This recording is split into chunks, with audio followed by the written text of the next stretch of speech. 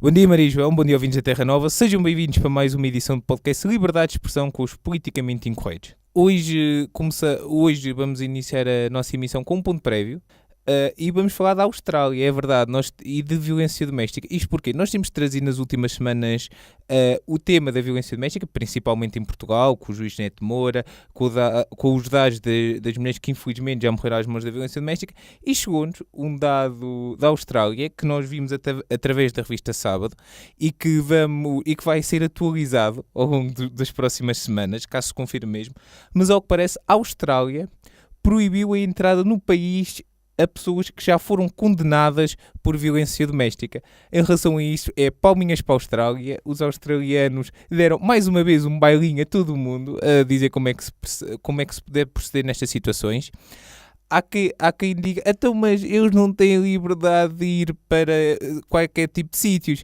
Eu acho que sim, as pessoas têm, mas eu não considero os agressores assim tão pessoas quanto isso. Por isso, temos pena, como diria um conhecido opinador público, e é isto.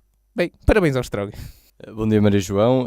Aqui só a referir do que o Francisco já falou. Também não falamos só das coisas negativas, também falamos das coisas positivas, como aquele feito que o Guimarães e a PAV fizeram. Mas só esclarecer que esta lei já entrou em vigor no final de fevereiro, portanto, só termos recebido esta notícia agora, apesar de tarde, mas palminhas, como o Francisco disse, palminhas para a Austrália. Agora passando para o segundo ponto prévio, de um tema que também falámos aí já há alguns meses, da lei do abate dos animais, em que chegaram aos jornais portugueses que os canis estão cada vez mais sobrelotados depois desta lei.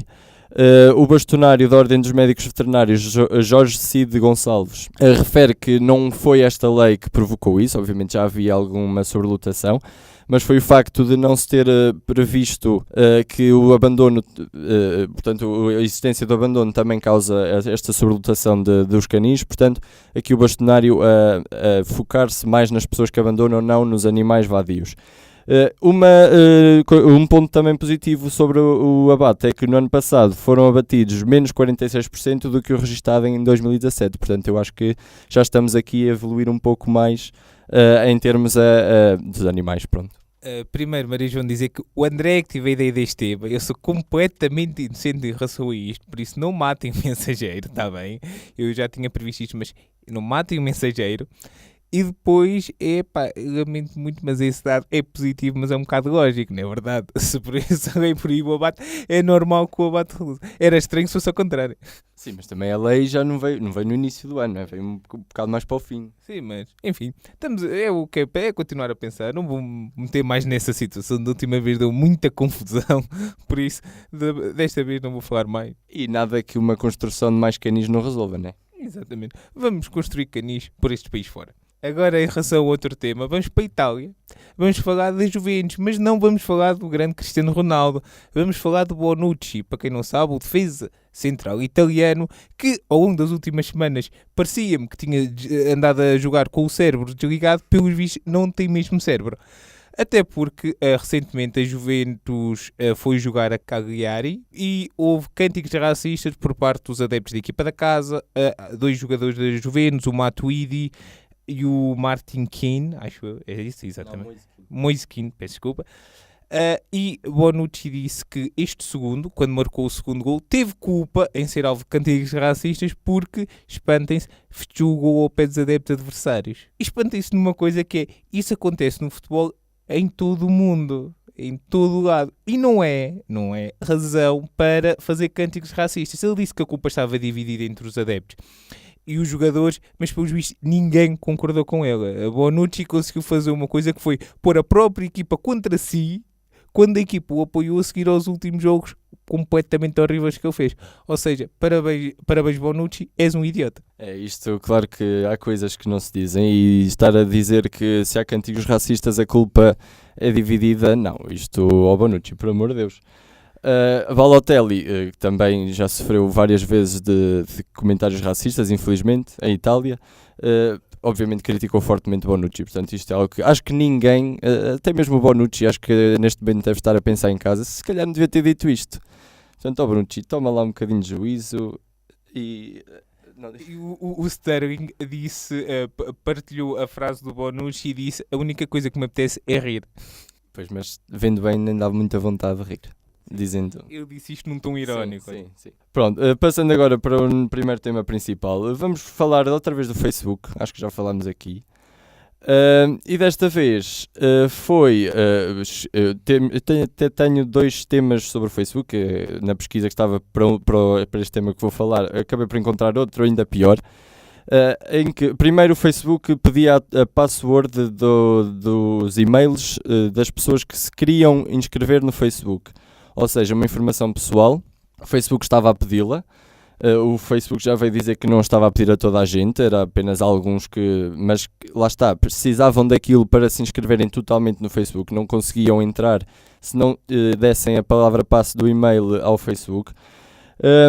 E o alerta, pronto, foi dado quando as pessoas recorreram ao Twitter a dizerem que aquilo servia como verificação das contas. Ora, para isso é que servem aqueles e-mails que estas empresas enviam para o e-mail.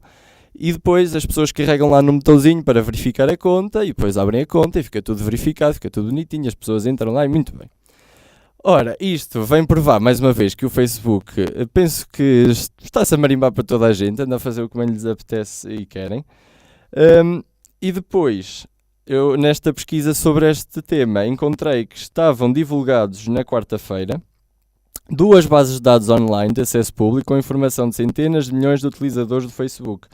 Ou seja, 22 mil palavra-passes de uma aplicação terceira à rede social do Facebook. E depois, 540 milhões de utilizadores estavam visíveis com comentários, reações e nomes de contas e perfis. Ou seja, esta informação estava ligada a uma empresa mexicana e a segunda base de dados estava a uma rede social chamada Etapool. Ou seja, ao Facebook, o que é que tu andas a fazer da vida? Andas aqui a conspirar e a divulgar todas as informações. Aqui não é, acho que não está aqui, claro, um problema de gestão, porque o Facebook é uma empresa enorme, obviamente, já há os anos que anda nisto. Obviamente todos cometem erros, mas há uns anos para cá o Facebook tem vindo a cometer muitos erros. Eu acho que isto tem de haver mais algum controle por parte não das instituições governamentais, mas também, obviamente, maioritariamente, mas da própria empresa em si, porque estas coisas, independentemente de serem sem querer ou não, acabam por também fazer um pouco como manchar a imagem da empresa. Se eles não querem isso, obviamente, o Mark Zuckerberg, ainda não li nada acerca disso que ele tenha dito, mas há coisas que têm de ser cuidado e ter estas bases de dados públicas, depois vão tirá-las, mas ao fim de já lá estarem, já houve hackers e outras pessoas, obviamente, que já viram este tipo de informações e, portanto, eu acho que aqui tem de haver um bocado também de controlo no tipo de coisas que se fazem dentro da empresa e não podemos deixar assim bases de dados ou desbravado assim ou em público. Exatamente, André, tenho que concordar contigo. E sabe uma coisa, ó Sr. Zuckerberg, o que é que você tem dado a fazer nos últimos anos, principalmente nos últimos 2 anos? O Facebook foi uma rede social que bateu recordes pelo número de pessoas e, pelos vistos, está a tentar bater o recordes no número de asneiras que tem andado a fazer. Porque o Facebook, nos últimos anos, tem feito isso, principalmente em relação à política de privacidade, tem dado muita polémica, andou a vender dados pessoais para uma empresa. Agora, esta polémica da Espaço, e o pior da polémica da Espaço, é que se vocês lerem, não é preciso ler muito, um dos primeiros pontos, ou logo o primeiro ponto, quando estamos a aceder ao Facebook e ele pede-nos para criar uma palavra-passe, o Facebook faz questão de realçar que é pessoal intransmissível e depois o Facebook vai pedir a palavra-passe. Isto, eu peço desculpa por esta comparação completamente idiota. É a mesma coisa que em Portugal é proibido andar aos tiros. Mas a Assembleia da República diz que um deputado, para ser deputado, tem que dar 3 ou 4 tiros para o ar aqui dentro. Ou seja, não tem lógica nenhuma. O Facebook tem andado a errar, tem andado a perder a confiança dos consumidores e ou faz uma revolução completa, que eu acho que é necessário, principalmente a níveis de segurança, até porque não parece que seja assim tão difícil. Quer dizer, é difícil de fazer, mas não parece que o Facebook terá assim tantas dificuldades em fazer. Principalmente não cometer estes erros. Eu acho que ele os fará depressa e é esperar que ele consiga. Bem, agora para terminar, vamos falar do governo, falar governamental, vamos para o artigo 13. É verdade, o artigo 13 Já não é artigo 13. Sim, que agora já é artigo 17, houve uma mudança. Mas lá está, mete mais medo chamando artigo 13. É, fica ali. Também temos que fazer isto, pedimos desculpa. Bem, o artigo 13, ou agora artigo 17, foi aprovado em Parlamento Europeu, ao que parece, e pelo que eu percebi, com algumas mudanças no texto. Ainda falta a aprovação no Parlamento Europeu, mas amigos, têm esperança que o Parlamento Europeu recuse. Não vai acontecer, provavelmente, dificilmente acontece. Ou seja, aliás, é o contrário, foi aprovado no Parlamento Europeu, falta a aprovação do Conselho da União Europeia, assim é que é. Isto provavelmente vai passar, o artigo 3, agora 17, e a polémica surge e precisamos ter calma, porque depois precisa que esta diretiva seja adaptada aos países. Ou seja, a lei que Portugal tem sobre direitos de autor, Portugal vai adaptar o artigo 13 ou artigo 17, mas é mais fácil chamar artigo 13, a essa lei. Ou seja, poderá ser que o artigo 13 não chegue com tanta força a Portugal como o que se anda a temer, até porque Portugal reconhece, isto é importante dizer, Portugal reconhece as vertentes anti-plágio que existe, por exemplo, no YouTube. Portugal reconhece isso, ou seja, não se sabe muito bem o que vai acontecer. Precisamos mesmo esperar pela aprovação no Conselho da União Europeia, depois pela aprovação e pelo aquilo que irá ser em Portugal, e não irá ser fácil, porque provavelmente só daqui a 2 anos é que teremos a definição de como isto irá acontecer. Mas eu acredito que isto não vai ser assim tão grave. Desde o início que me pareceu que ia ser um bocado esquisito haver coisas assim assim uma coisa tão grave, porque estamos a União Europeia passou-se, não me parece que vai acontecer, por isso vamos ter calma, acreditar, eu sei que isto é difícil, mas vamos acreditar nos nossos políticos e nos seus familiares. Sim, eu aqui concordo com tudo o que o Francisco disse. Eu acho que sim, que eles têm também 2 anos para irem implementando esta lei, este artigo, à sua lei de cada país.